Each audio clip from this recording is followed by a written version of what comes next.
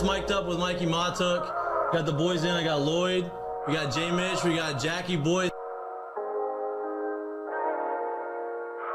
He tried to jump up and he might have knocked it in. Good timing. Let's go. What a start to the Monday. I mean, I'm from Lafayette. My boys would come in, say, oh, God. So me and Joe on the ground. I got Joe in the headlock. And he's sitting there. Helmet. He's punching me in the stomach, like steady punching me. Here, and there's everyone sitting around. Who here thinks Ochinko can practice today after having 5 full beers? And he goes, Chad Jones, right? Chad's been with the team 6 minutes. for 7 minutes, right? Chad's like, no, man, I don't think Ochinko can practice today. And I was like, I look back, I'm like, Jesus Christ, I fucking saw you there. You were more fucked up than me. On the spirit plane had some issues. I think she was sleep farting. You heard her or you just thought it was her? I sat right next to her. I smelled it. Whoa. What was that? How to start the show.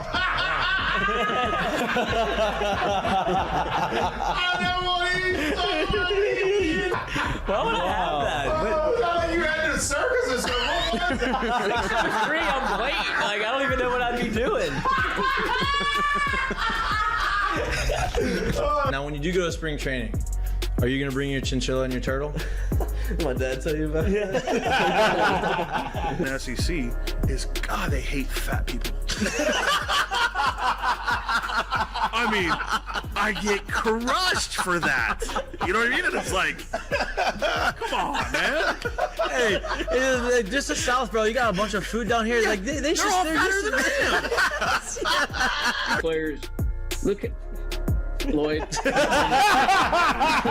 You know what, Lloyd? I mean, you're looking for a recruiting coordinator, coach. I'm here. Yeah. He's like, I'll piss my pants right now. No way. We're wearing gray pants, long gray pants. He goes, I'll piss my pants right now.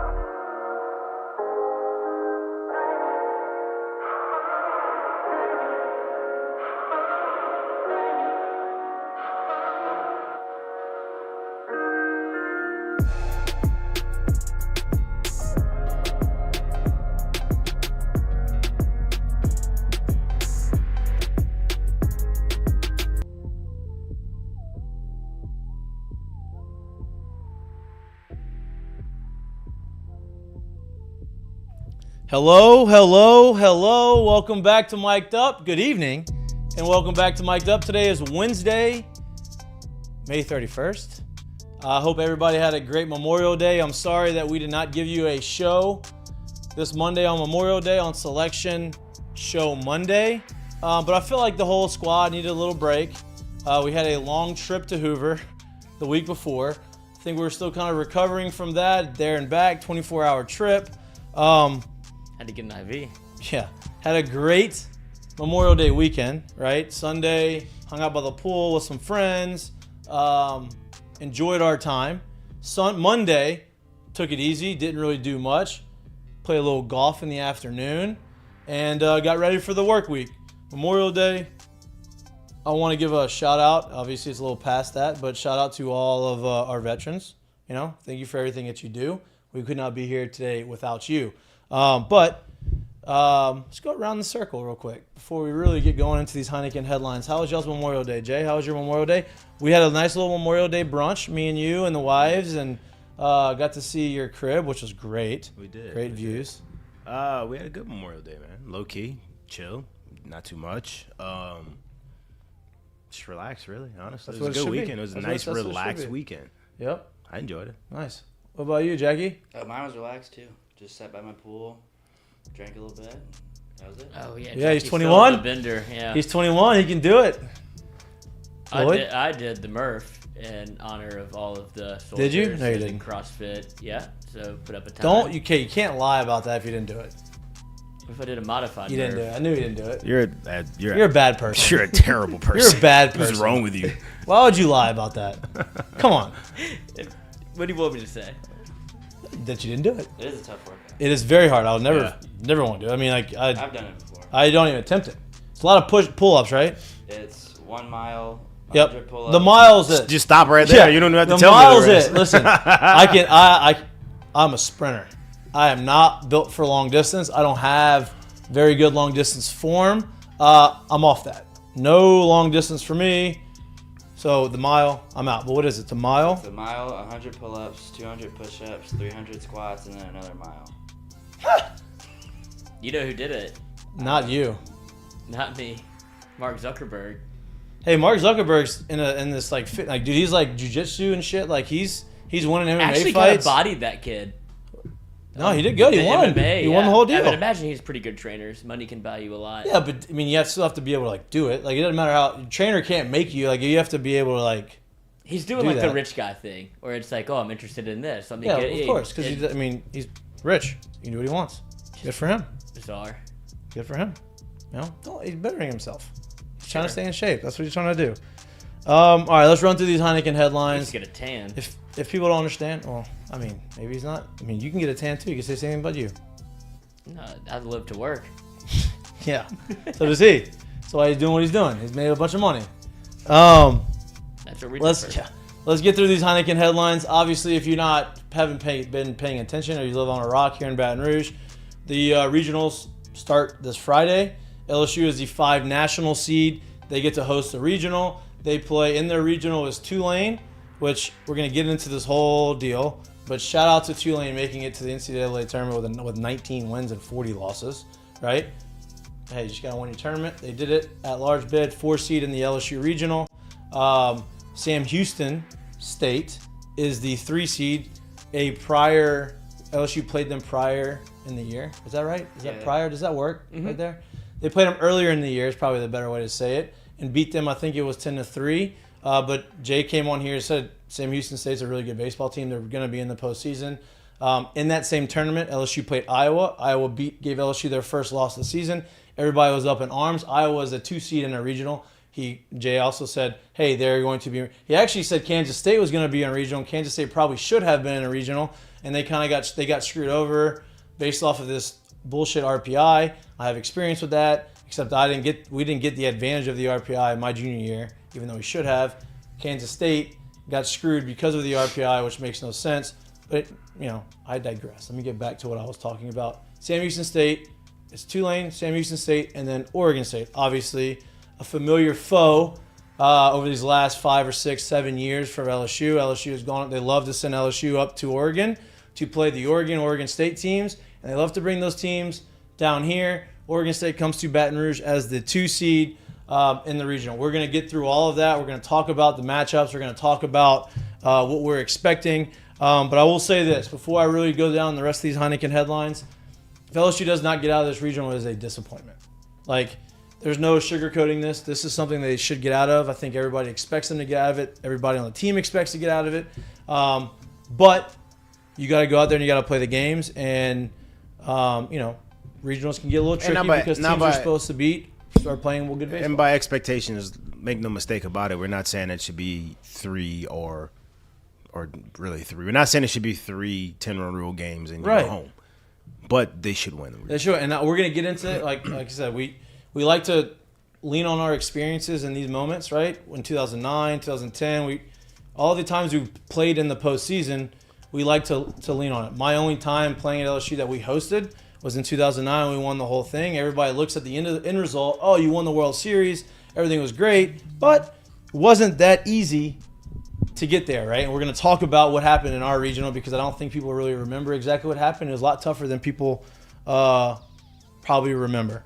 It is Wednesday. Supposed to be Jay Johnson Wednesday. Obviously, he's got some things going on right now. He's got 3 teams to prepare for. He said that he would love to come on, but he's kind of on the weeds of preparing, which I respect. I'd rather him prepare than come on here and talk to us. So you have us. We moved Ask Mikey and Mitch from Monday to Wednesday this week because we did not have a show on Wednesday. So if you have any questions, please put them in the chat. And our good producer Lloyd, with his Cosmo Kramer hair going on right now, is going to cipher through all of those. Showered here. And I appreciate that. At least you showered. At least you showered. He still hasn't showered since the Murph, so. Yeah. At least you showered, though. I'm happy that you showered. Pants for all of haven't been us. washed yet. Unbelievable. Outside of baseball, LSU football, it's coming up. It's getting closer and it's getting closer. They announced the first 3 time, like the first 3 game times are set. They start the season obviously in Orlando against Florida State. That game is 6:30 Central Time On a Sunday night. On a Sunday night, they play the next weekend against Grambling in Baton Rouge at 6:30, and then the next weekend they play against Mississippi State at everybody's favorite time of 11 a.m. So that is, just a little dash of football. I'm just glad it's a road game that's at 11 and not a home game. No doubt. Don't love that at home at 11 o'clock games. Hopefully that's the only one. But I saw that there are 2 CBS doubleheaders slated this year. One is on the Alabama weekend, either the 2:30 to the 6:45 game, and the other one is the Auburn weekend, which is either 2:30 or 11. So hopefully this is the only 11 o'clock game. I think that's all predicated on LSU being good and winning, which I think everybody or Alabama being good, or Alabama being, or both being good, which is probably the best case scenario. I'm talking about more about Auburn too. Like I think the Alabama game is, they kind of know where that's going to be, but the Auburn game could be at 11. I don't really would not like that to happen, but we'll see what happens. If you haven't been paying attention to the NBA Finals, the NBA Finals are finally set. The Heat avoided disaster. They avoided the first team ever losing a 3-0 lead in the playoffs. They won Game 7 against the Celtics, and so Jimmy Buckets gets to play a lot more, which I am very excited for. They are playing in the NBA Finals against the Denver Nuggets. I don't think that they win, but I'm just happy that I get to see Jimmy Butler get to play more because I think he's going to probably do something pretty crazy at some point in the NBA Finals. And those are our Heineken headlines, ladies and gentlemen. Shout out to our sponsors at Heineken. We appreciate all the love and support. We appreciate your partnership, and we appreciate your Heineken Silver. It's very good beer, light beer, 95 calories, 4% alcohol. We love that we have been partners with you from day one. We love that you have been our partner from day one. And we're looking forward to drinking some Heineken Silvers this weekend at LSU Baseball. Speaking of LSU Baseball, let's get I was going to say, we might need to re-up for the tailgate. Oh, I got plenty at home, do. Coach. I got plenty of cases at home for us. So I will bring those out there. It's a mission to get one into the stadium. We needed them for Birmingham, which is apparently a dry county. Once you're in the stadium, those Dippin' Dots for $18.50. The what? Dippin' Dots that I got. $18 for Dippin' Dots? Why would you get that? That's not true. They didn't tell me the price. That's not true. There's just no I way. could show you. I didn't believe it either. You must have bought something else and didn't realize it. No, I did steal a Chick-fil-A sandwich though from those big trays when they were going back. I mean, it was easy. They charged you for that too. Then no, they didn't see me. And I stole some sunglasses from a gas station. There is no way in hell did you get a big one? No, I got just the normal Dippin' Dots. There's no way. Ain't no way. You're a klepto. Yeah. Only on the road. And only from people I know it doesn't hurt. Big gas isn't hurting for me stealing $25 sunglasses. You know, gas stations make all their money from the inside, not the gas. Not Love's. Probably, yes. It doesn't matter. That'll be fine. Right. Let's get to the baseball conversation, right? Obviously, LSU plays this weekend. They play a 2 o'clock game. Everybody, for some reason, or not everybody, a lot of people, for some reason, were upset. Why would they pick this game? Like that time? Well, that's a normal thing, right? That's what normal one-seeds do. They pick that 2 o'clock game. You have more of a break. You get that first one out the way. You're playing in the sun, whatever. It's fine. You get that first one out the way. You have a big break until the next game because the next game on Saturday, the winner bracket plays at 8 o'clock. So that's a big gap between first game and the second game. So you get, full rest. You get to sleep.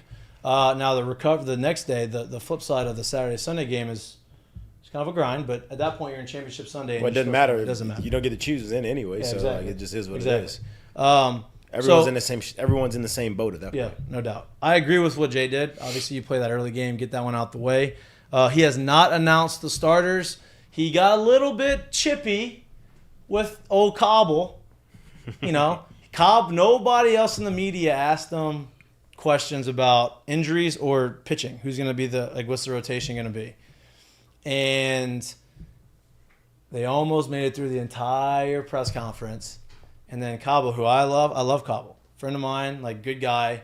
This is his arena.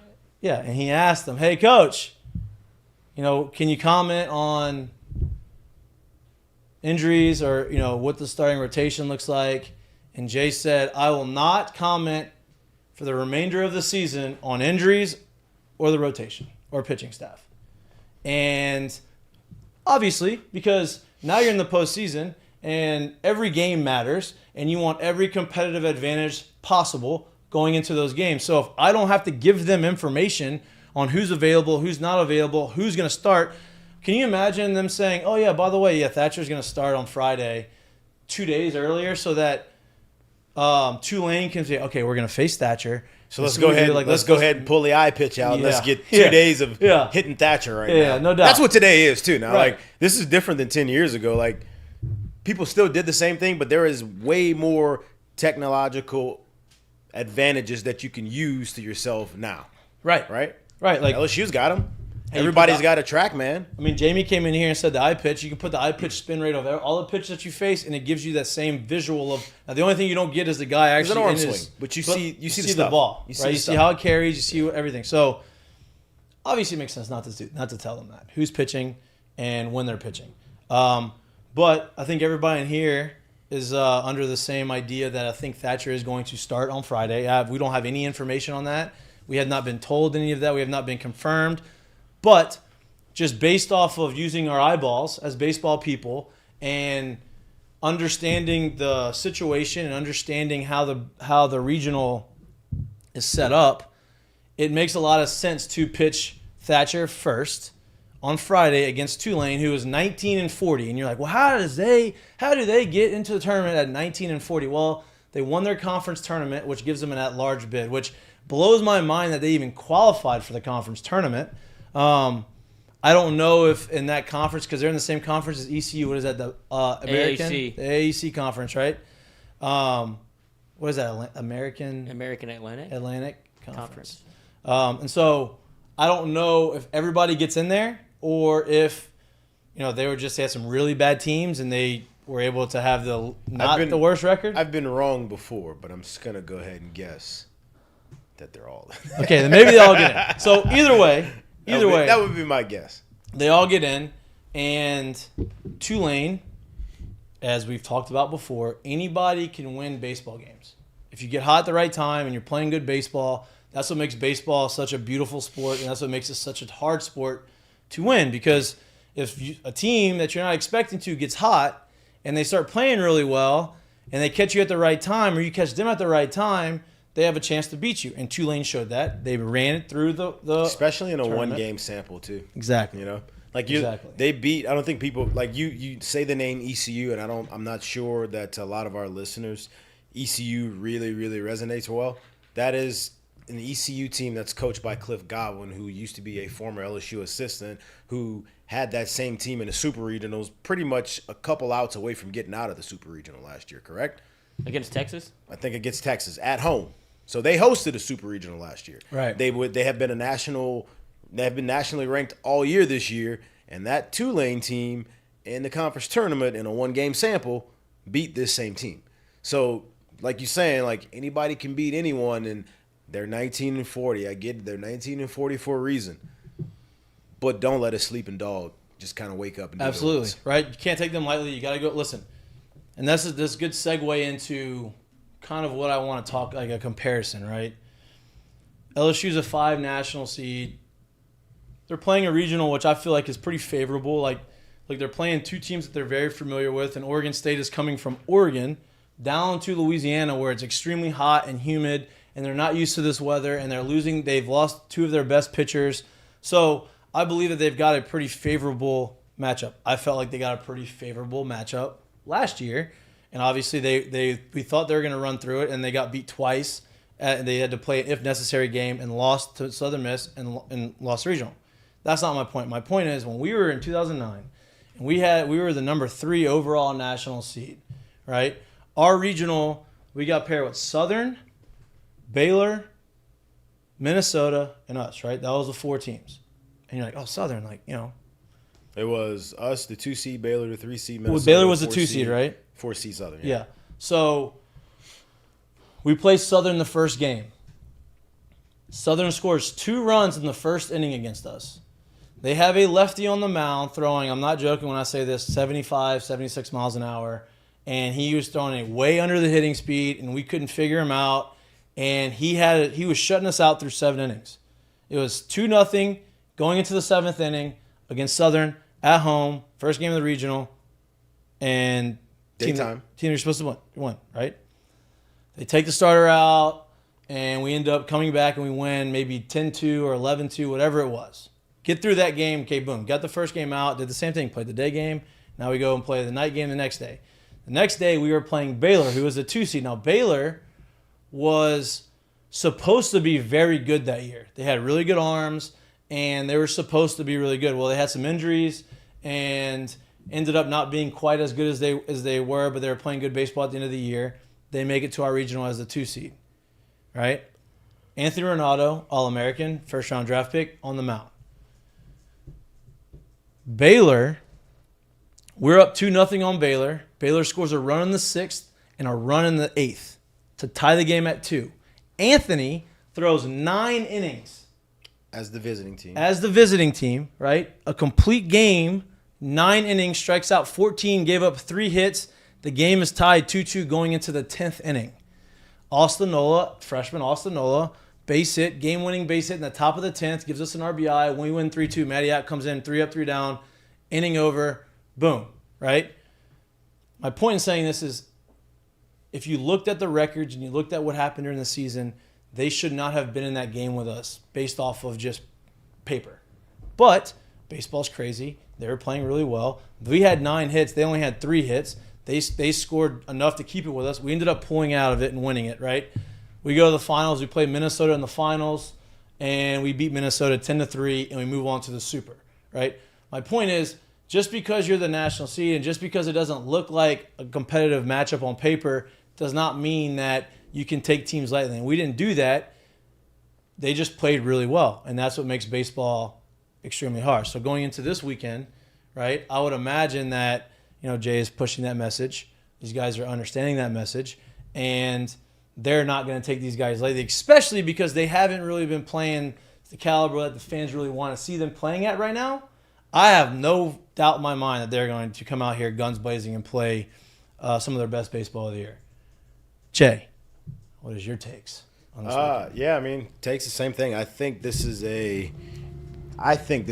personally think this is a very favorable regional, but at this point of the year, teams get here for a reason, right? To be a part of that 64 field, you have to be playing probably either have played on the majority of the year or playing a pretty solid brand of baseball at this point in the year, right? So with that being said, you got teams who know how to win either through the course of the year or recently, i.e. Tulane right now, who's 19-40, but recently they've started to figure out how to win, right? And now you're putting everyone where everyone realizes their back is against the wall because 1 to 2 losses in this round, obviously, and you're packing it's 1, 2, 3 summer ball, right? So that's the thought process at this point, and everybody kind of understands that, right?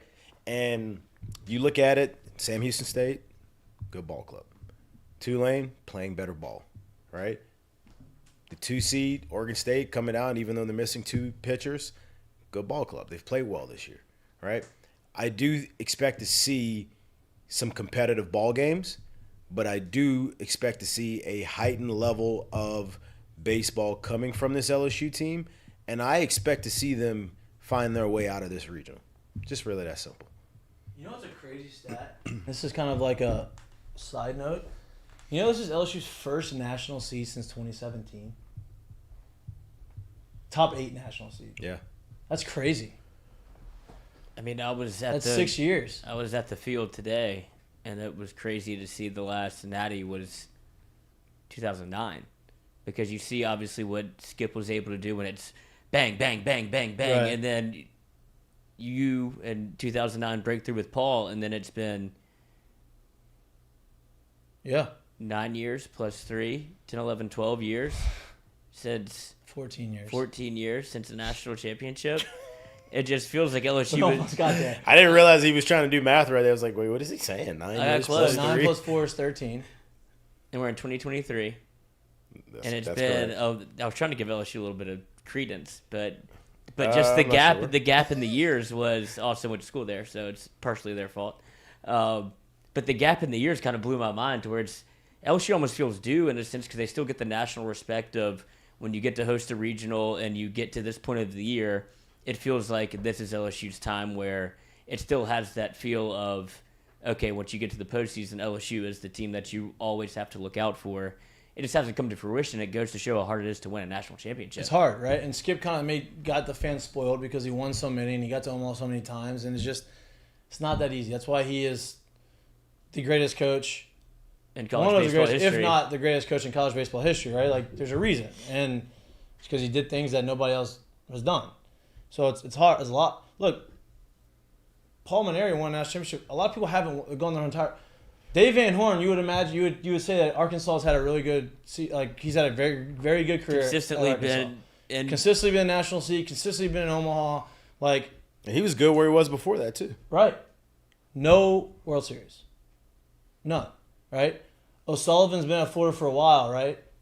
Won against LSU, right? So and had to have Eric Walker go down. Right. So my point is, it's very hard to win. With that said, if LSU does not make it to the World Series this year, I'm not saying they have to win the whole thing, but if they don't make it to Omaha, I would consider this year a letdown. I would. Based off the talent, based off of what they have. You have the top 2 players in college baseball on this team. It would be a letdown. I'm not saying they're not going to. I really do believe that they are going to make it to Omaha. But, it's hard. You got to go out there and you got to respect every opponent that you play. I would say it's a letdown, and for me it'd be more because of if I really stack the lineups together, or lineups and the entire rosters together of this regional, and with the teams that they are paired with in the Kentucky regional as well, top to bottom, this LSU team's more talented, right?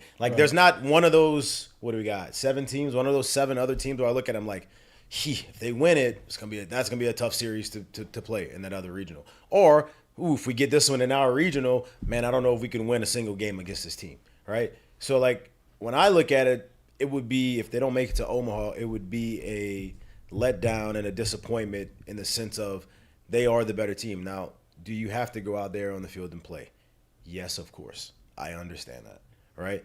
But this is where everything that they've done before the season, everything that they've done during the season, all the preparation, it's all been for this time right here. All that other stuff that you've done, everything else that you've accomplished, it's in the course of the year, it kind of goes for naught at this point because you came here to win. I mean, that's pretty much what everyone has told us from that building. Everyone that we've talked to from that building, you came here for one, not for a 20 home run season, not for a 400 average season. You came here to win. So if you came here to win, that means none of that stuff matters right now if you don't win. No doubt. And that's what it's all about. And I think pitching wise, I think the way that LSU, I think they're set up very well for this regional. Obviously, that's if they throw Thatcher game 1 and he goes out and takes care of business. They do what they need to do.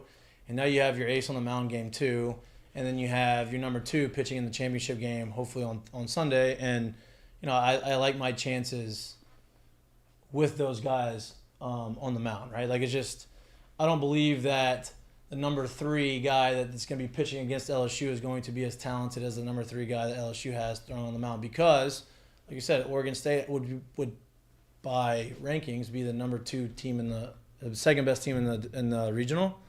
They're losing their top 2 pitchers. So, I think LSU sets up very nicely in this regional, but you got to go out there and you got to go play, and you got to play all 9 innings and figure it out. With that information of Oregon State being the way that their pitching rotation is, does that change your mind at all about how you approach what LSU does throughout the regional weekend? As far as pitching, no, I think Skeen's still second game no matter what, because now you're worried. Now you're getting into the rest time for the next week. I think Saturday, you pitch on Saturday. I think the 5 or 6 days or 6 or 7 day rest is gonna be fine. You pitch them on Sunday. What happens if you get the Thursday regional? Right. It's also for this regional too. You mean the Thursday Super? You pitch him on Saturday because. So, let's say if he doesn't pitch on Friday night, or if he pitches Friday afternoon, and you were to win Friday afternoon, then you were to lose Saturday, well, then you still go to the loser's bracket where you're going to have to.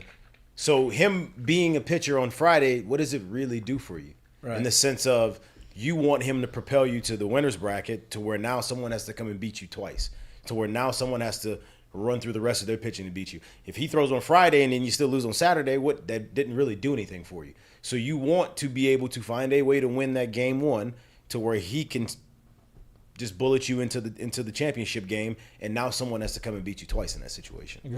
Agreed. Yeah, I was more thinking along the lines of maybe Throwing on Monday. no. It feels like it's consensus, like you said, Thatcher. If you go tie there against Tulane, and then You go tie against Tulane. and then it feels like you're 2-0 against an Oregon State team that doesn't have any Right, but arms left. here's my argument to that. Who would you rather pitch for a championship right now? Right, for a regional championship, would you rather Thatcher or would you rather Ty Floyd? Who do you have more confidence in throwing that third game on Sunday to win a championship? To not have to play the if necessary. Yeah, for Right, Who exactly. do you have, I'm asking. Oh no, Ty. That's why you throw him third game, right? Because I'm not knocking Thatcher, right? I think Thatcher is extremely talented. I think he's going to be very good here. And he has been good over the last month. But he hasn't been in that situation. And, there's rumblings that maybe he's, sometimes whenever the situation gets heightened, sometimes he doesn't perform, right? I'm not saying he can't, because I think that he does. I think Sometimes he he's can. brought out the best in him. Yeah, right. And so I think the inconsistency makes more sense for him to throw on Friday. Say, hey, listen, you get the 2 o'clock game, you're going to go out there, you're going to shove, and then Ty Floyd throw on the Sunday game. Here's the thing. Let's be honest. Like we're looking at it because we see it how the actual schedule is like boiled down and how the season has kind of gone. But let's just say it was perfect. And Skeens had thrown all year on the Friday night, and Ty Floyd had thrown all year on Saturday, and Thatcher had thrown all year on Sunday. If that was the case and they all threw pretty well and they all had good seasons, how would you be setting this thing up? I'd be doing the same thing. Same thing. Wouldn't be any different. I'd be throwing Thatcher on first game. I would throw Skeens in the second game, and I would throw Ty Floyd in game 3. Yep. So like we're looking at it like thinking like, oh well, how's this season going? But had it gone The same- ideal, Yeah. I think we'd be doing the same thing. Right. I would at least that Agreed. if I was making the calls right here. Agreed. So 100% agree. that's kind of how I see it, because you have to understand like this first game. Don't take it as a slight that you are getting the ball for the first game. Like we are asking you to go out there and literally set the tone and set everything that needs to be done for the rest of this tournament. It's the first leg of the relay team. You know what I mean? Like, hey, I'm not asking you to come out the block slowly. Right. I'm asking you to get out ahead for us. Yeah. Like, Get us so a good it's no slight to be given the ball in this situation. It ain't about who you're throwing against. It's about go and get a W. And that's all that really matters at this point. So I think, like I said, had things been flipped around and they all had great seasons, I think it would still be the move to go Thatcher, Skeens, Ty Floyd. Yeah. I'm excited for baseball at the box, obviously postseason baseball. Before we move on to, because I do want to talk about the whole NCAA tournament. I want to talk about some of the other teams, some of the other SEC teams, what the matchups they have. Before we get there,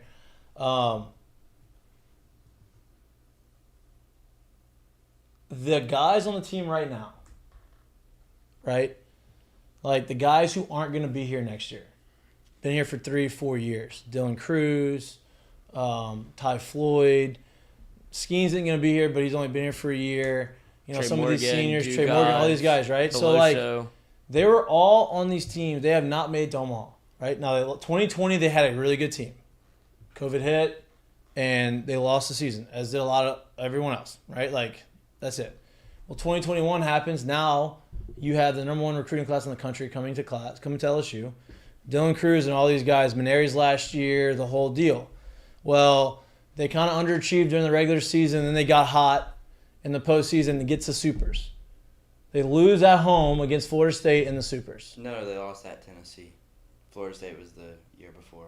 Yeah. What? Yeah. They In lost- 2021? Yeah, they lost on the road to Tennessee. They went to Supers. Oh, that's right. So they go to Tennessee on the road. They lose.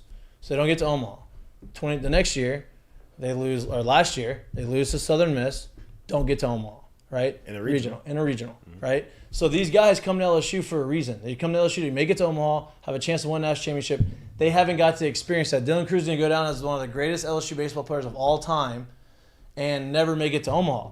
So my point in saying this is these guys have the experience of failure.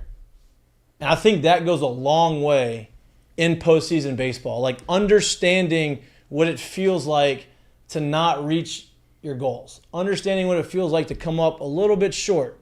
And I think that is a very good motivator going into the postseason, more so than winning it or going there and getting a deep run. Now, obviously, if you make a deep run and lose at the end, but never being there, having the opportunity twice to feel like you put yourself in a good situation to get there and not reaching it, I think that's a really good motivator. Now, obviously, y'all had it the year before in 2008, right?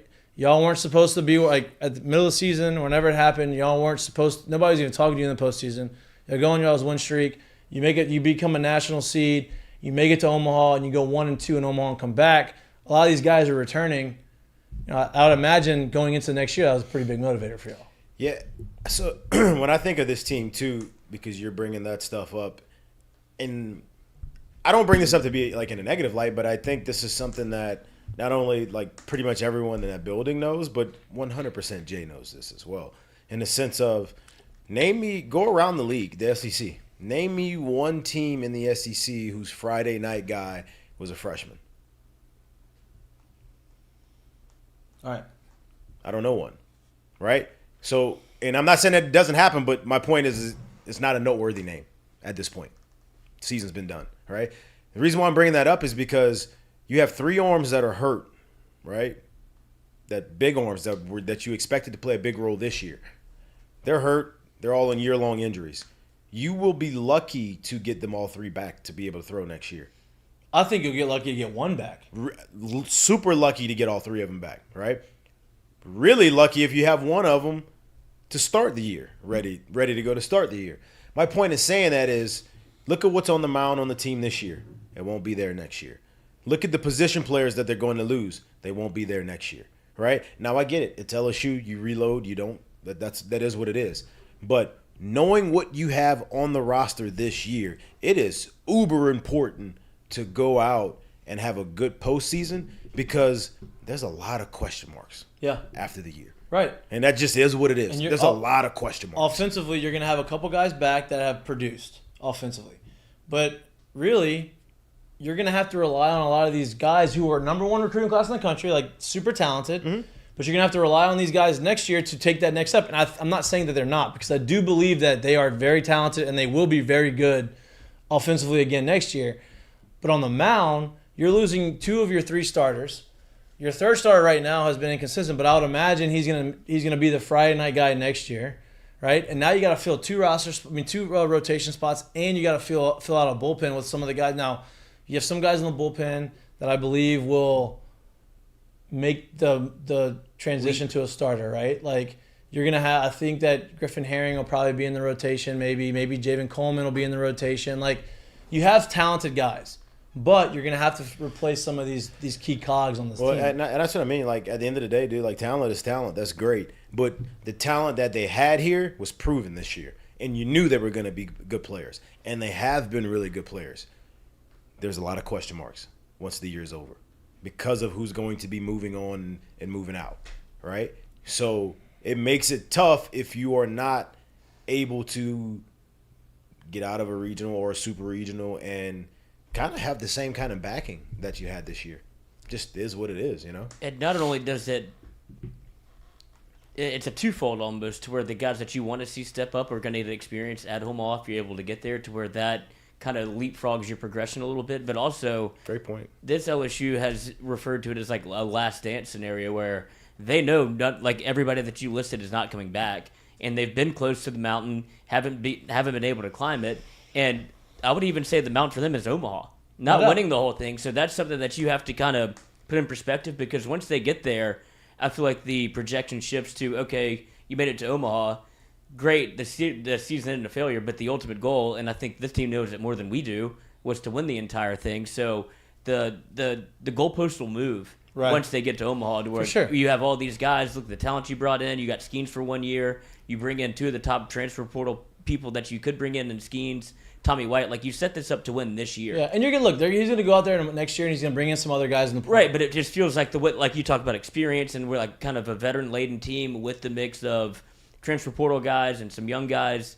This team is set up to win it this year. If they don't, it almost feels like it sets you back 2 years. No, I don't want to say in that. terms of No, championship. in terms of championship, I do think he has a valid point because like it's hard to build. I to think get it's there. a great thing you said. Like it's hard to have a group of guys who hasn't been there and show up there for the first time and take home the trophy. Yeah, right. And that's hard. It's really hard to do. You literally brought in some transfers, and there's only 2 of them that fit in. Like they seamlessly went into the group of guys who have been there, right? I agree with you for sure, right? And Jay's come on this show and talked about it because you cannot sustain success by living in the portal.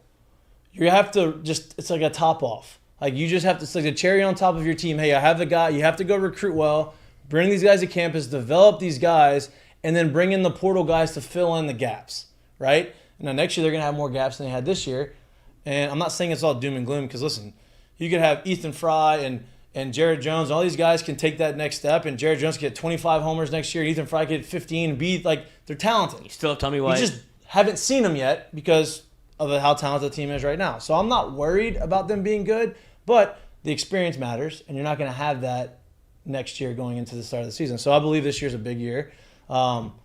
Jay definitely wants to make that run because of the team and the hype and the talent that he's got, and he believes this is a championship type of team. And, it's postseason baseball. Anything can happen, but I'm very confident in LSU's ability to make it out of the regional and super regional and getting to Omaha. And once you get to Omaha, anything can happen, right? Like, the most important thing right now is getting there, and then you regroup when you get there, and you say, okay, now we go. You just check that off the list. We know what the ultimate goal is if you're on the team. Yeah. But this is unfair to ask because I don't know the answer. But like if you look around the country, is there a team built like LSU is in terms of veteran presence, who they brought in through the portal, and how they're built to where it feels like they loaded up for I don't want to say a 1-year run, but you said, like they topped off the gas tank essentially to be this is what LSU needed to get to Omaha because you saw. I feel like everybody saw Jay at the podium against Southern Miss, and you could see his brain was already stirring about like what do we need to do to get one more guy that could take us over the edge because they were so close to just getting there. Right. I don't know the landscape of every other team. Like I wish I did, but I don't know who's veteran, who's not, who brought in these guys. But I do know that it's very hard to win a national championship with a team full of young guys. And it's very hard to win a national championship with just a team full of older guys who have been in college for 5 years who aren't as talented. So you need a good mix of both. I believe that there are some teams out there that have that. I think LSU has that. But now you're getting into the postseason where you're playing the best of the best. Like SEC is the best of the best, but you're getting everybody. Even best of the outside of the SEC you have to play against. And you also got to understand too. I guess another reason why he said you can't sustain success through the portal is because, like, think about the 2 top guys that came here, right? I think it's pretty widespread that even going into the offseason after the postseason last year, that you could pretty much say that Paul Skeens and Tommy White were the 2 top transfer portal guys, right? Yep. It just so happened to be that we needed an ace and we needed a third baseman. What if next year it happens to be whatever spot we already have? Yeah. What if then that's where that's what he means. Like we needed those guys, and that's the spots that we had open, right? If Tommy's a shortstop, he's probably not coming here because of Jordan's here. Right. And if he gets here, who's to say that you're gonna have happiness going? Like it happened that we needed those spots and that those guys fit those spots. Yeah. That's not gonna happen every year. So you have to build it through the draft, not the draft, recruiting. Obviously, recruiting high school kids and kind of developing those guys and let them grow. For sure. You don't want your culture to be, especially at LSU, who's, like we talked about, has so much history in the sport. You don't want your culture to become a transfer portal culture. You want people to come in to LSU and ingratiate and embrace what they're coming into. Yeah. They're not setting the tone. They're getting in line. Yeah, I think Jay knows that. Yeah, 100%. I think he has a good grasp of that. And, like, listen, come August next year, like, once he go in the portal and who comes back, who doesn't get drafted high enough and comes back to, like, you don't know, right? Like, maybe this guy you think is going to get drafted high enough and leave decides that he doesn't leave. He comes back. And, like, maybe Trey Morgan gets drafted a little later than he thought, and he's making NIL money. He's like, I'm going to come back for my senior year. Maybe Jordan Thompson does the same. I'm not saying I don't think that those guys do, but you never know. There's a chance, right? And so, we're just talking based off of what's on the team right now and what it looks like. Like, and you're in the postseason this year, like this is a run. You have to make a run, right? All right, can you pull up the brackets, like the NCAA bracket? Yeah. I want to run through this really quick. Let's go through the regionals. I know that if you watch the selection show, in the SEC Network and all those shows, they did a really good job covering it. We're going to cover it in our own way, all right? We're going to go through these things, and look, they're probably a little more educated on all of the teams. But we're going through, obviously, number 1 national seed is Wake Forest. Wake Forest. Sneakier regional than you. I just thought that. Wake Forest obviously has the arms. They have some guys in the lineup that are really good. They are the 1 national seed. The 1 national seed, as everybody has mentioned throughout the course of this year, when LSU was the number 1 overall seed for 12 straight weeks, they have not won a national championship since 1999. And so now Wake Forest falls into that category. I think they have the arms to go there and make the run. But don't sleep on Maryland. Maryland is a good team. Maryland was, for most of the year, was projected a top 16 host team. They kind of faltered towards the end of the season, but they're the 2 seed. They're playing against Wake Forest. Like, that is going to be a battle. Alabama is... Before you even get out of that regional, too, Okay. It's crazy because you look at the numbers on those teams right there, and, hey, go out and have the best season of anyone this year and be the number 1 ranked in the overall seed, and you're going to be one of 2 regionals that has 3 teams with 40-plus wins in the regional. Yeah. Congrats. Crazy. Go have that. Crazy. There's only one other regional with it. Right. And it's gonna be tough. Listen, these are all really good teams. These are all gonna be tough. But Wake Forest, number 1 national seed. Okay, Alabama, the 16th national seed. They are the last host team. They get Nichols, who Nichols has a really good Friday night guy. He's got a really live arm, really good fastball. His secondary stuff isn't as good as his fastball, but with that guy, you have the ability to beat anybody. So they have to play Nichols, right? I know a lot of people were worried about LSU maybe having to play Nichols because of that guy. LSU avoids them. They go up to Alabama, and Alabama gets them first. They also got Troy and Boston College. Boston College actually was pretty solid this year. Alabama's playing really good baseball, but Troy is the team I'd be on the lookout for in that regional. Yeah, Troy always seems to come up and bite people in the ass. I still think Alabama gets out of it, but I think it's going to be a battle for them. Yeah. All right, continue to scroll, please, sir. Yep, hold on. Okay. Y'all think Alabama could beat Wake? In a 3-game series? Anybody can beat them. I don't see it because I think I do. I really do. Honestly, I really, really You see do. him win it? Go look at Alabama's numbers in our league at the end of the year. Is it Pickney or Pickney? Pickney. If he can keep playing the way he's been playing, and he's that threat in the middle of the lineup, I think they can beat anybody. Hey, Alabama, the number 2 team in our league in ERA. Yeah. I think they were number 2 behind us in average too Yeah. as a team. Like, if they're able to go out there and have good at bats and grind out at bats, and those guys throw like that, I do. I really do think they could beat them in a super regional. And they're playing well. They're hot. All right. Go down to the other part of it. Oh. Lloyd's sweating right now. I'm not. I just can't find my cursor. There it is. It's right in the middle. Okay. All right. So then you got Miami. This one's interesting to me, right? I'll put you on the screen. There's 3 teams in this one that I'm like, ha. Yeah. So Miami last year hosted.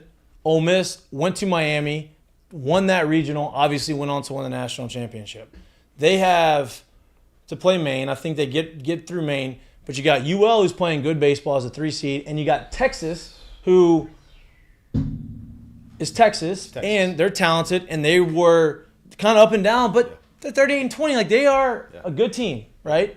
So I would not be shocked if Miami did not get out of the regional again this year. Yeah. I really wouldn't.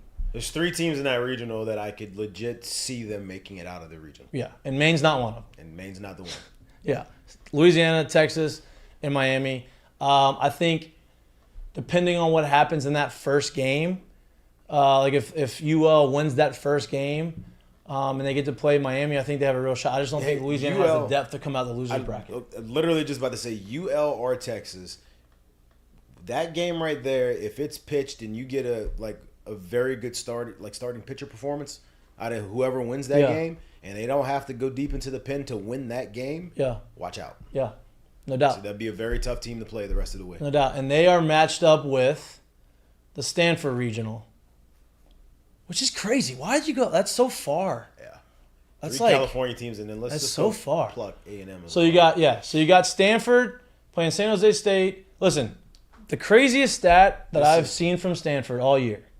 Stanford is the number 8 national seed, right?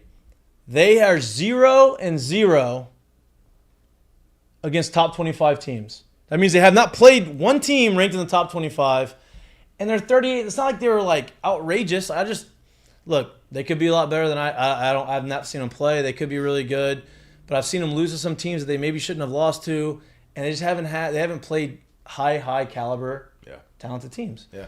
I think A&M gets out of this regional. I do too, and the reason why. So like I would say probably 10 years ago, this regional would really scare me for A&M, but now you don't see as much West Coast small ball as you used to. Right. And those teams aren't playing it as much, and that was literally what you would get out of all 3 of those teams, right? They played that game very well. They would pitch it well on the other side of it, and they'd play you to get those 1 runs. Stanford and Cal State would be the 2 that would usually have the better talent, but all 3 of those teams would play that, and you don't see it as much. So I do think A&M gets out of this regional because I just don't think those 3 teams are as strong as they used to. All right. I agree. All right. Let's keep on scrolling. Please, sir.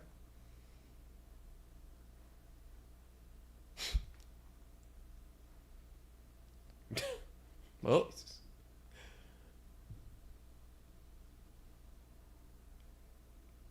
All right. Oh, that's the bottom of it. All right. We're almost there. Okay.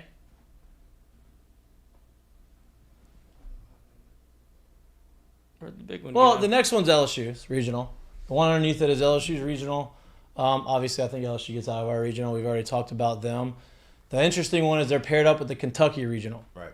And I don't want to get into everything that's happening right now in Lexington because we're going to talk about that later on in the show.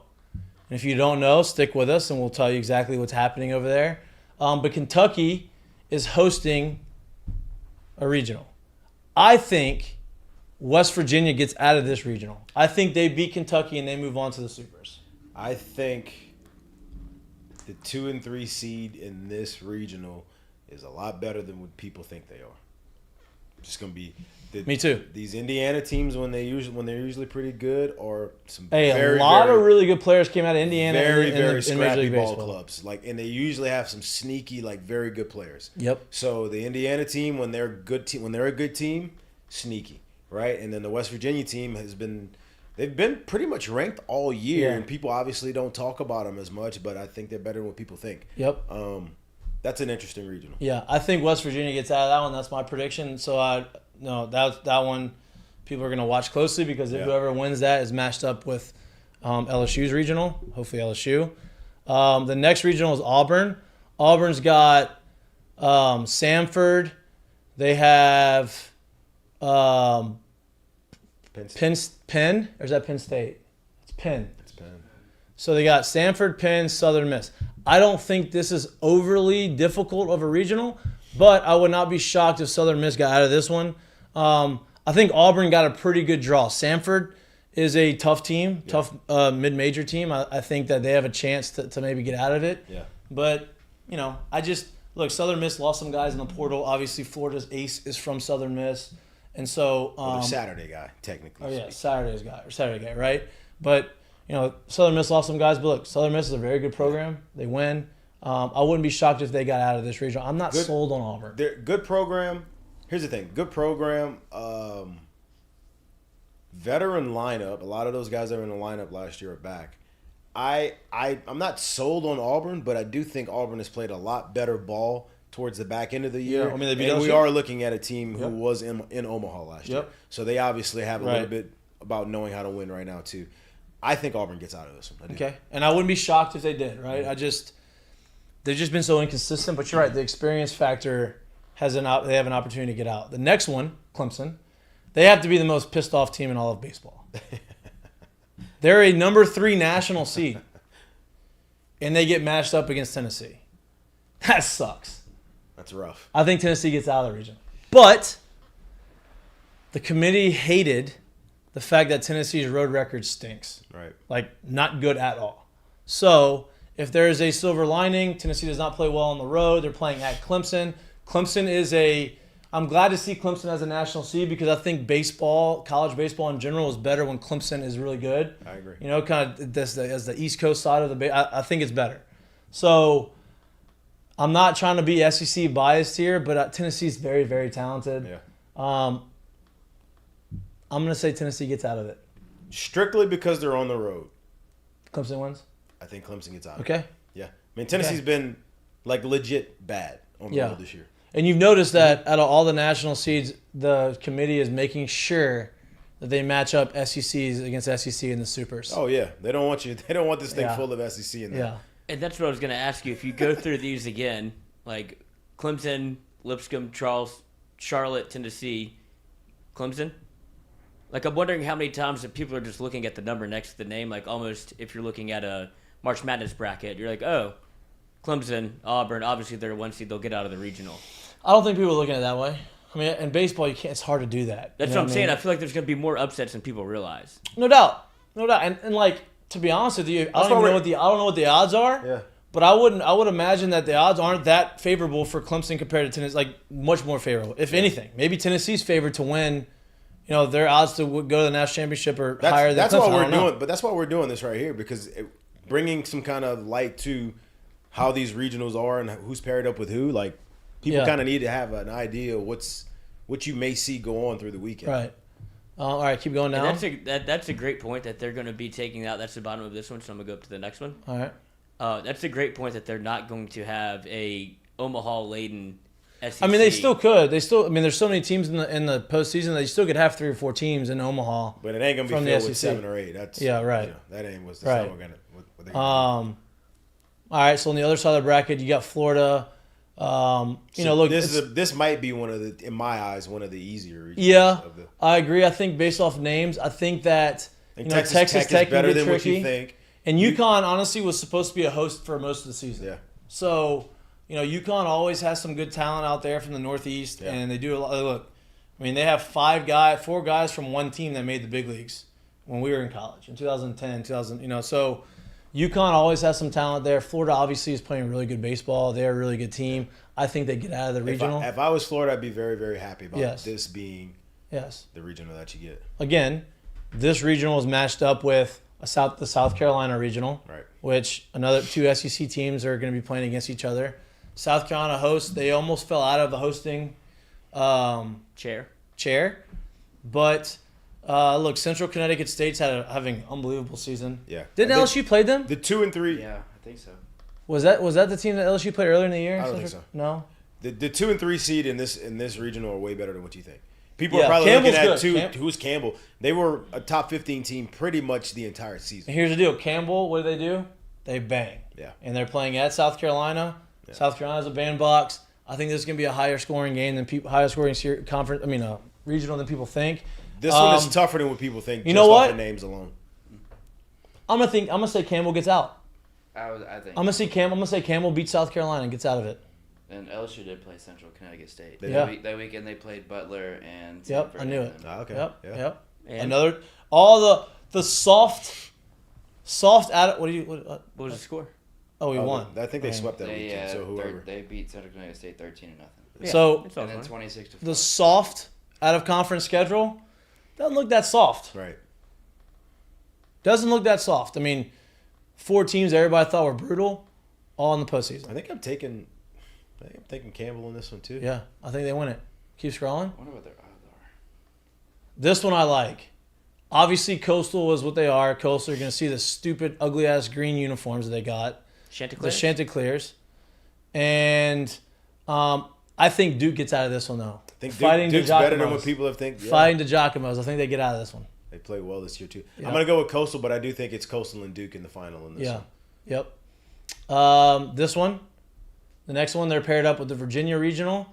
Virginia's playing Army West Point. You know those guys from Army, they're very disciplined, and they're going to come in here, and they're very tough sons of bitches. They're going to come out here, and they're not going to take it. You think they're scared of baseball? You think those guys and from Army are scared of you? They're risking their lives. I'd imagine that's what he would say. You know he has them circled on his bracket. I do believe that Virginia beats them. I think ECU gets out of the conference, out of this one too. I think that experience from last year, the bad taste from last year, the bad taste from a weekend ago. I think ECU gets out. And I'm a little biased, but I think they get out. I think they get out of that one. I think this one's one of the easier ones. One of the easier regionals. Vanderbilt's playing really good baseball right now. They're playing at Vandy. Vandy gets out of this. Yeah, Oregon's coming in. Oregon's the number 2 seed. I think Vandy gets out of this one. Oregon gets a lot of respect. Huh? Didn't LSU have to go to Oregon not too long ago? Oregon just beat Oregon State, I think, in their LSU beat Oregon, right, in the Supers? What year was that? Was it Oregon? Did they beat Oregon? Mm-hmm. I don't know what year that was, but I think Vandy gets out of this one. Yeah. This one's a little interesting for me. This one's tricky. Yeah, Oklahoma State obviously is the host. DBU is always good, right? They always come out of nowhere and beat teams, and I think that I don't know if they've ever been to Omaha. I don't think they but they've been real close a lot of times. A lot of talented guys have come out of there. They're the number 2 seed. Washington, if you remember, Jason Kelly, the pitching coach from last year, is now the head coach at Washington. His first year on the job there, has them in the postseason. At one point this year, they were ranked in the top 25. That didn't last too long. But I still think Oklahoma State gets out of this, but I think they play DBU in the finals, and it'll be a battle. They may go to a, if necessary, game. I got Oklahoma State getting out of that. And look who's the number 2 seed in this regional. Mm-hmm. How'd they do that? Stunk. Indiana State gets a top 16 seed. They get a host site. Good for them. I'm happy for them. I hope they get out of it because that would be great for their program. I think Iowa wins. I'm gonna go with the Fighting Michael Earleys, and I think they get out of it. I think Indiana State. That's where he's from. Mm-hmm. Michael Earleys, hitting coach for A&M. Last one here. Last one, Arkansas, national seed. They play Arizona, Jay's old team, and TCU, who just won their conference tournament. They are playing good baseball, but I think Arkansas, the way they've been playing, and if those lefties can continue to pitch the way they pitch against LSU, I think they get out of this. I'd be shocked if Arkansas doesn't get out of this one. And that's not to say anything else. I will tell you this. I'm impressed by our national knowledge of college baseball, to be honest with you. I didn't contribute much. But I'm impressed by it. I'd be shocked. They did a good job. I'd be shocked. And so we just wanted to run through it. Obviously, it's the postseason. We talk a lot about LSU, but a lot of these teams that you're either going to face in Omaha or, there's some interest because of all the SEC. So we wanted to run through that. Now, it is Wednesday. You gamble on any of those? Huh? You going to gamble on Of course. I like gambling baseball postseason. It's been hard to gamble with regular season because sports books have been a little wonky, especially after all of the debacles that have happened with the illegal gambling and, the stuff that's happening. Caught up with you. So we'll see. But I am going to bet. If it's on there, I'm going to bet it. All right. It is Wednesday. It is Ask Mikey and Mitch Day. We have questions. Are there questions in the chat? Oh, yeah. Okay, perfect. We got a lot of questions. We're going to take a 1-minute break. Ask Mikey and Mitch is brought to you by EFCO. We're going to give the EFCO read on the other side of it. But before we go to our minute break, I want to give a shout out to our newest sponsor, our friends down at Land Rover Peretti here in Baton Rouge. Jay, you want to give who we will be seeing this week? We're going. Get that out of here. You're just gonna have to hold it now. Anyway, we'll be seeing them this week, but we want to give a shout out to them. Great people, great service. Going down to Peretti Land Rover on Airline Highway, 13934 Airline Highway. As I've seen. Tell them that we sent you. Tell them that we sent you. Yeah. Great stuff over there, man. Lloyd loves Don't be scared. Don't be scared of what you think the price tag is. They have some great options. They have a great line of vehicles there. Go give them an opportunity. Yeah, legit. Look, a little Discovery. A lot going on there. Yeah, a lot going on. It's not all Range Rovers. They got a bunch of different cool things out there. Yeah. So go give them a shot. But if you want something cool, also there. Yeah. The Rangers are great. All right, you're watching Mik'd Up. We'll be back in 1 minute. See you in a little bit.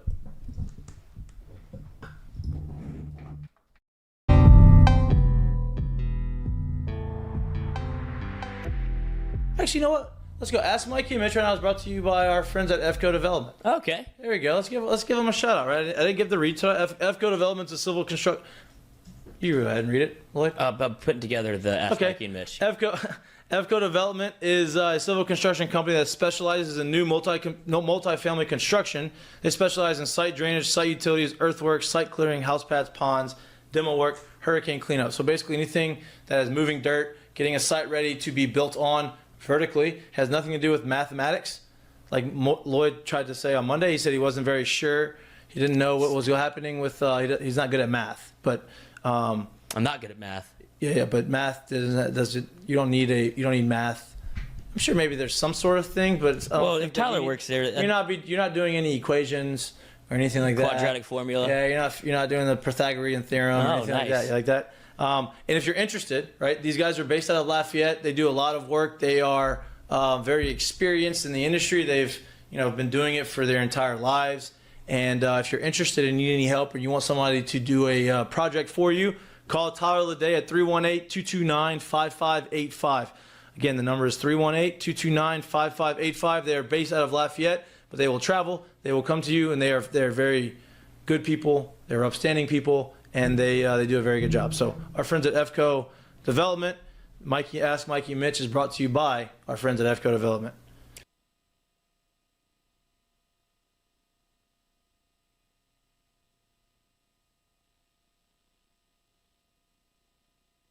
Every day from 11 to 2. Great people, great environment. Their lunch menu is fire. What's the best thing on the menu?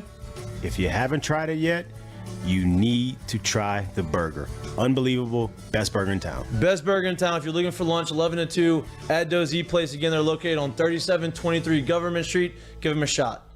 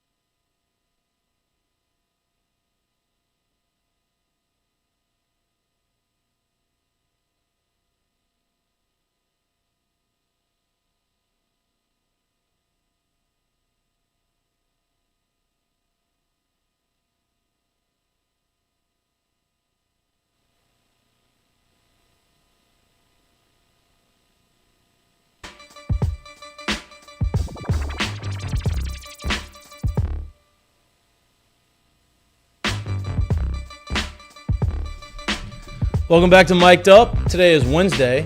We on this Wednesday, it's usually Jay Johnson Wednesdays, but he's got some things that he's got to take care of today, which is preparing for a regional, so that there's super regional baseball at LSU, and so that there's Omaha baseball at LSU.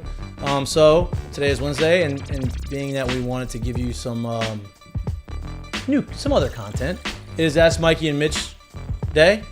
Ask Mikey and Mitch is brought to you by our friends down at EFCO Development. Our friends at EFCO Development, they're based out of Lafayette. It's a civil construction company. Lloyd, do you want to give some shout out to our friends down at EFCO, your friend Tyler Leday? Love Tyler Leday. Love EFCO. If you're looking for any sort of civil construction, any sort of site cleanup, any sort of multifamily construction, which... Yeah, you got to clear the groundwork for that stuff. And baby making season.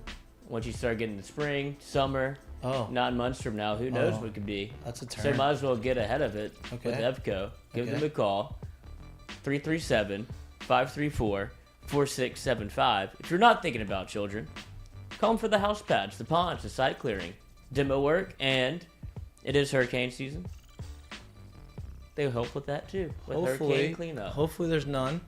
Maybe just a little maybe thunderstorm. for the business, Yeah, for their business. To prey on people's downfall. Yeah, but you don't have to be in Louisiana. If there's a hurricane that hits somewhere, maybe in Texas or in Oklahoma, Mississippi, or somewhere around there, like where it doesn't really get in Alabama, they'll travel. They'll come to you. They'll help you out. Give them a shout. All right, Ask Mikey and Mitch. Ready to get it rolling? Let's bring it. We got 15 minutes of questions. Bayou Bingle 84, first one up. Who? Bayou Bingle 84. All right. Do y'all think LSU, we could get away with starting anyone other than Skeens, Floyd, or Hurd on Friday? No. I'm not saying that we couldn't get away with it. But what would be the strategy if that were? I don't think we need to worry about that. Yeah. Well, right? if we were to not throw one of them, what are we saving them for? Right. If necessary. You only have to win 3. Yeah. So, Yeah. you know, I if the answer is, do y'all think we could get away? I think you could. If one was not available. Yeah, I don't think there's a reason why you do that. First there's game. no reason not to get this one out the way and boom, move on to the Saturday game. I'm with that. I agree with that. All right. This one from Twitter. What bat gets hot in the postseason? I don't know if he's just talking regional or entire postseason. I think it's all about entire postseason. No, I've been saying this, and I don't think that it's going to be a shock. But I think Dylan Cruz has an unbelievable postseason. Right? I think that he's gone through his stretch of struggles. I think he's got a big break. I think he's cleared himself a little bit mentally, and I think he's going to have an unbelievable postseason. His first postseason game's at the box. There you go. Yeah, there you go. I think so. In college baseball, the sample of it to me, you don't normally see guys limping into the postseason. If you like legit limping into the postseason, all of a sudden being able to turn it on in the postseason. In the sample that is college baseball. So in college baseball, I think the stars have to be the stars. Mm-hmm. I think Tommy White has a great postseason. I agree.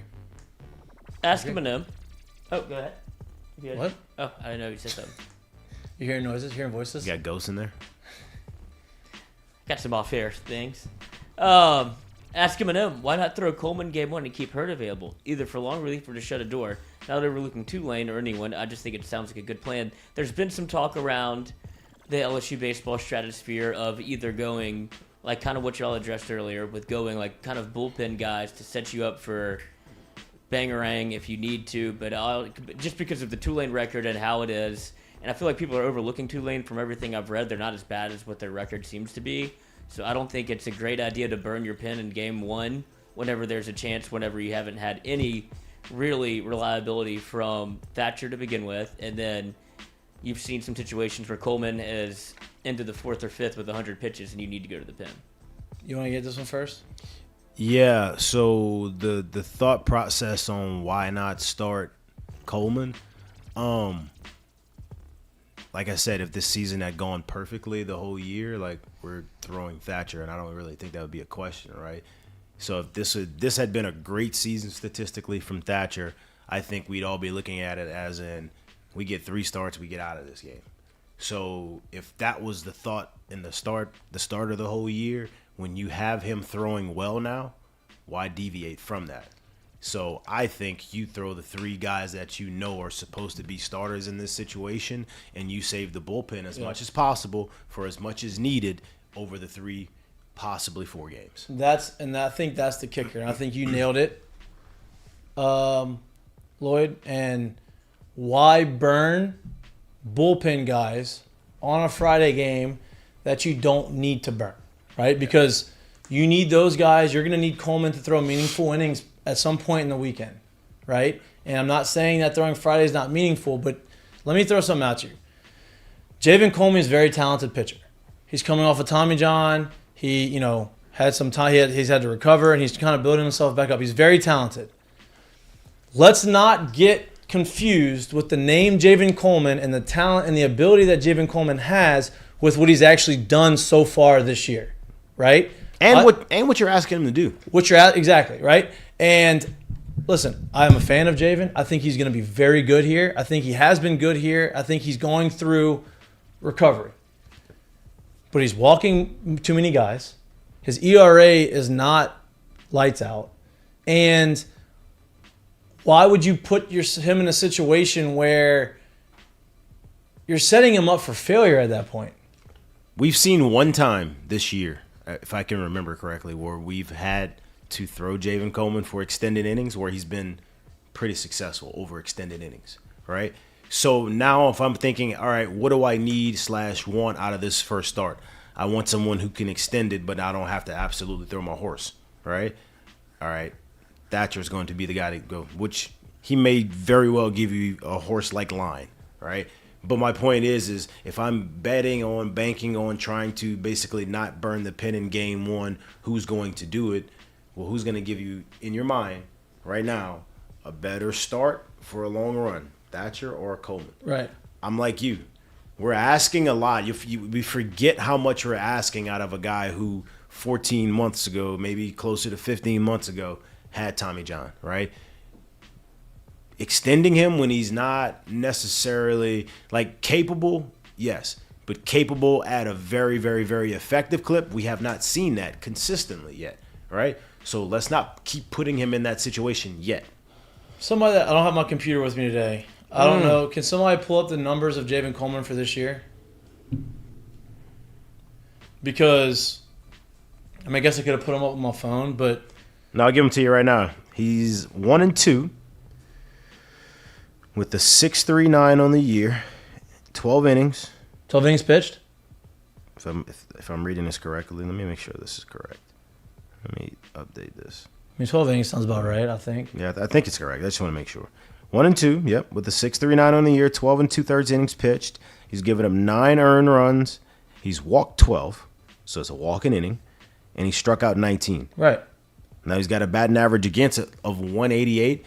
Dude, and that's even more for me. So if those guys don't hit him, let's not really extend him yet. Right. Because he's not ready for it. And you're putting guys on right. The more innings he's you give walking him, a ton, but nobody's hitting him. Right. So that means he doesn't need to be extended in my mind yet. Exactly. The more opportunity you have him out there, and the longer you have him out there, the more opportunity it is for him to maybe walk a guy and then make his own mistakes, not even give up real hits. Make his own mistakes where they come back to bite him. Right. Exactly. All right. Next one up. This is from Twitter. Where does Trey play? Trey Morgan. And where do you think he bats? And what's your ideal lineup of LSU going forward? He's gonna play left field, and he's gonna hit third, probably third or fourth. So you think they stick with the? I think they're gonna stick with Cruz at the top. I do.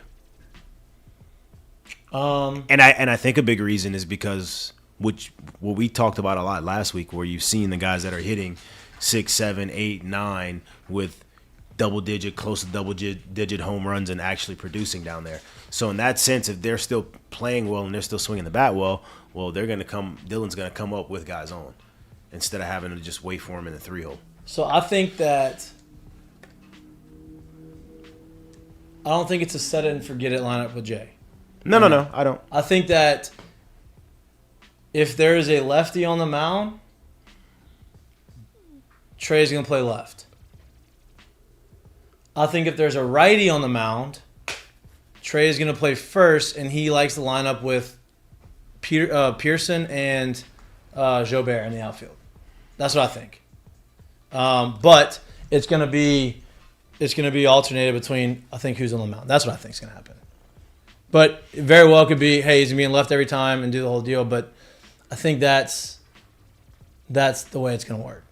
But we'll see. I think – so the kicker there to me would be probably where is or are you going to sit Beloso? I think because he would have to be if Beloso and Travinsky are both in the lineup and those are pretty much the plans, I think Trey stays in left field for the most part. So I think it kind of goes around that. Yeah, if Beloso is going to come out at some point or you don't catch Travinsky back-to-backs.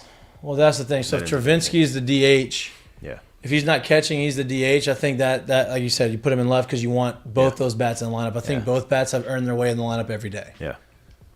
All right. This one from the chat, the clubbies.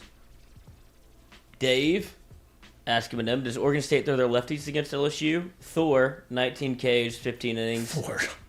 I wasn't even trying that. Keljo, 30 Ks and 20 innings. Yes, they do throw them. I absolutely believe they throw them. Not because they're lefties, but because of the numbers you just showed. Yeah.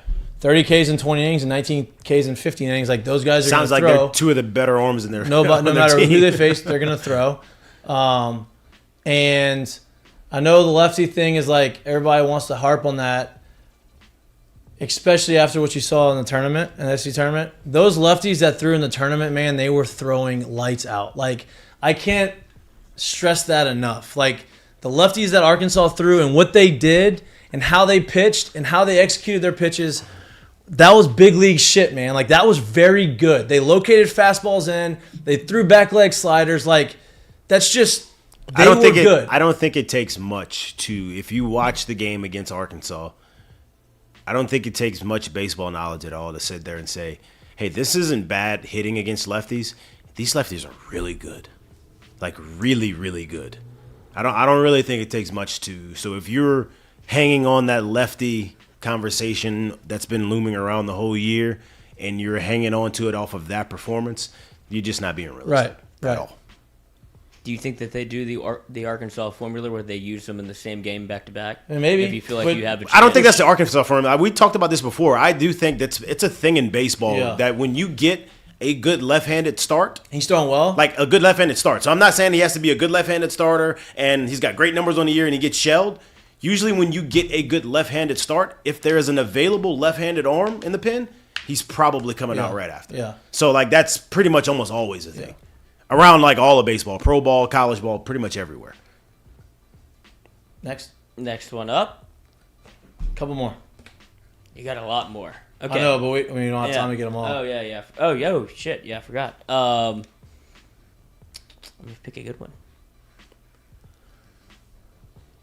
Oh, a throwback. Ask him and him. Which catcher's better? Jay Mitch's catch for GCI or Jared Foster's catch versus the Aggies? Ooh, Foster's catch is pretty damn good. And in the moment, I mean, the moment, obviously, UC Irvine was a super regional, but like Jared Foster's, like the game's over. Now it's not in the postseason. I'm only gonna say me simply because it was a postseason catch. But Foster's catch was unbelievable. I mean, nasty. If he doesn't catch, the game's over. Yeah. Now, obviously, you rock. I mean, that was you on the track, huh? Super regional. Yeah. Yeah. What about Laron? I didn't know he played baseball. Leon. Let it go. Leon Landry. The one that went and robbed it off the McDonald's sign. Yeah, that was sick. That was nasty too. That was nasty. Yeah. He made some badass plays in the postseason that year. He did. All right. Yes, he did. Robert Plaisance. Ask him and him. Do you think Grant Taylor comes back or goes pro if he gets drafted? Grant Taylor will be back as a Tiger next year. I think he's back. He's a draft eligible sophomore, so he still has leverage coming back next year as a junior. And I think a healthy but coming back and a healthy performance will get him more money than whatever he could possibly get this year. In my thoughts, unless a team drafts him, in like a second or third round and gives him a shit ton of money. Yeah. It'd be hard to believe that they would do that, knowing that there's another year. But we'll see. I think he comes back though, and I think he should come back. All right, next one up from Ethan Jones. As someone who's on the grounds crew. Oh, nice. How did you get the job if you can't spell it? How much do y'all feel the preparation of the field affects the game? I think down here it does. It does. Like, obviously, it gets dry. It's hot, right? So, like, watering the front of the box and making it softer so you don't get those big high choppers to get through the infield, I think that makes a big difference. I think the way the grass is cut makes a big difference with the way the ball snakes. I think it's huge in a tournament format, right? Yeah. Like when you're getting there's a lot of people on the field. 18 plus innings, especially probably of ball on one field in a game. I mean, in a day, and then you got to turn around the next day and there's more going on at this level where errors are at a premium. Really, when it happens, I think it's huge. I think a good grounds crew that does a good job really helps for a clean game to be played and not to have fluky bounces and all kind of crazy stuff go on. So I think they're huge, honestly. Great. All right, last one. Ask him and him. If LSU wins it all and Cruz has a crazy postseason, does it solidify himself as the best player in LSU baseball history? Great question. That's a great question. So I think they have to win it all. I think they have to win it all. I think they go ahead. I think they have to win it all, and I think he has to have a very super crazy like postseason, like with some moments, like like walk-offs or like game winners or something like that. Because as the season has progressed, like he's having an unbelievable season, and the more I've looked at it, and the more I've like really taken a step back, has nothing to do with his talent. Right? He may be the most talented position player ever to come out. But what Todd Walker did at LSU, winning national championships, having a career average of 393, hitting 20+, like, that's going to be hard to surpass. I think he has to have some huge moments, whether that be literally singles, doubles, homers, whatever they are. Big moments. Some huge moments. I think they have to win it all.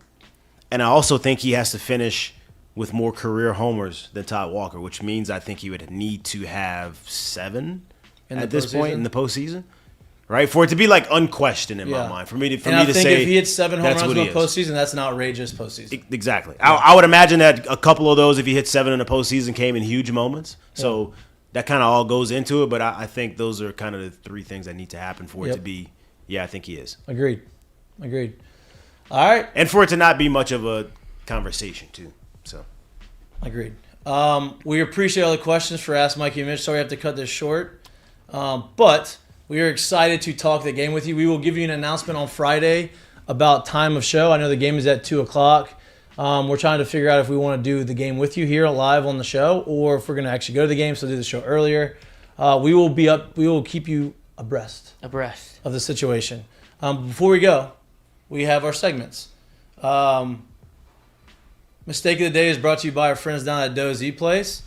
Lloyd, you got a good one today, huh? Yes, I do feel like I prepared today. It is one near and dear to what we're already talking about, right? We're in regional play. A team up in Lexington seems to have a little bit of trouble with what they're doing and not being prepared for the moment, maybe. They have some reasons why. I mean, they have a big old country music festival going on over there, so they don't have many hotels. More impressively is the room layout, and this is the copy that they sent out. Did they actually show the inside of the room? Yeah, they do on the next one. But if you read some of these that are coming with it, upon arrival, all teams will be given key cards for access to building entries and suites. We have reserved 30 athlete rooms and 40 coach staff rooms. They're pretending like they're not putting them in a dorm. Like they're trying to they're charging them for that. And they're acting like it's a hotel. Yep. And this is just a colossal mistake in terms of just, I guess, not being Each prepared. property has a commercial-grade ice maker and water bottle fill station. Maybe. Tough. That's a good one. And I'm about to show you the living quarters for the next one, which really illustrates what's going on here. Which is, here we go. I mean, yeah, this looks like a room from The Sims. Yeah, it does. It does. Wow. Thank you for the residential suite. These people are put together. And you have a shared restroom. This is a hostel in, like, Europe. Oh, you got 2 people in one room right there. It's got a partition. Well, look at the other one. You got 2 beds in room 2. You got bunk beds over here in room 1. Yep. And you got 2 beds over here in room tough. 2. And you got a shared restroom. Tough. If it were you, would you opt for bunk beds or... Maybe they should all pull the Mookie Betts and just go ahead Airbnb it. Yeah. I would pull I want my own bed, I think. Like, not a bunk bed. Not a team player. That's what I would do. That's tough. That's a good mistake of the day. All right. Running out of time. Let's run through our curtain calls really quick. Our curtain calls are brought to you by our friends down at Assured Partners. And? Me. Okay. I did not do my homework, but I'm going to give the curtain call to... Tennessee pitcher. I will go with the LSU seniors, but really all of the seniors and or guys who will not be returning after this year. Go make some literally memories. Your college curtain call. Yep. Go make some memories. Maybe some money, too. Yeah. There you go. Mine's Miami Heat. Won me a lot of money by beating the Boston Celtics. Too. So, yeah, that's it. Mine is a little bit off the beaten path. Of course. Which I did not know this was possible. At 82 years old, Al Pacino not pumping dust. He fought for that inch. I can deal with this one. 29-year-old girlfriend is now pregnant with his child. Al Pacino still fighting the good fight. He's still. I didn't know if he. I don't know how this works. I thought you were kind of. I would love to know. I think men's sperm is the swimmer swim. I'd love to know what their conversations are like. Yeah. 29-year-old. She's been linked to a billionaire. Hold on, let me see. Oh, also shout out to Bob De Niro. He also at 79 welcomed his 7th child. But the girlfriend of Pacino, 29, previously linked to Mick Jagger and billionaire Nicholas Bergeron. So she's type. She's done. She's She's done well for herself. checks. She's done well for herself. That's what I was asking myself today. Is like, does she? She knows what she's doing. No, but if it's like Saturday night, 7 p.m., is she like, all right, Al, I'm out of here. Like, good night. I'm sure. Like I'm sure at that point you just like do whatever you want to do. Yeah, I got. Just Yeah, come now back you're home pregnant. whenever you want. That's one way to keep her home. Shout out to him. Shout out to her. My curtain call. Shout out to them. My curtain call was also the Miami Heat, but more in particular, and I'll talk about him a lot because he's probably my favorite player in the NBA. Is Jimmy Caleb Butler. Lewis. Honestly, the whole team of what they're doing, obviously, is a bunch of undrafted guys, and they're two of their best culture there. Yes, and I think the leader of that culture is Jimmy Butler. Two of their best players have not been playing; they have not played all postseason. But Jimmy Butler has taken this team to the NBA Finals as an 8 seed. He got offered from Bam. Bam tried to give him the Eastern Conference Championship trophy, and to hold it, and he said, "No, I'll wait till the next one." And I respect that. I love where he's going. And he's my favorite player in the NBA, so shout out to them. And also shout out to the NBA, Al Pacino, Pat Riley, for making it to another. No doubt. They should have got Jack to play him. Yeah. I've never seen a man more lost, but knows where he is. He knows exactly where he's at. Yeah. We appreciate everybody tuning in. We appreciate everybody watching, if anybody watched. If you can't watch us. Just over 100. If you can't watch us, and you like to listen to us on the road or you're driving, please we're anywhere you get your podcast. Also, please like and subscribe to our YouTube channel. We appreciate the love and support. We appreciate all of our sponsors.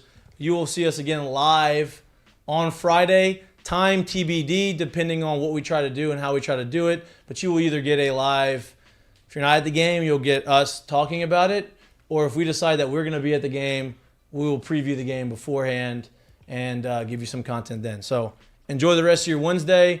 Hopefully we see you out the box this weekend. And peace. Peace.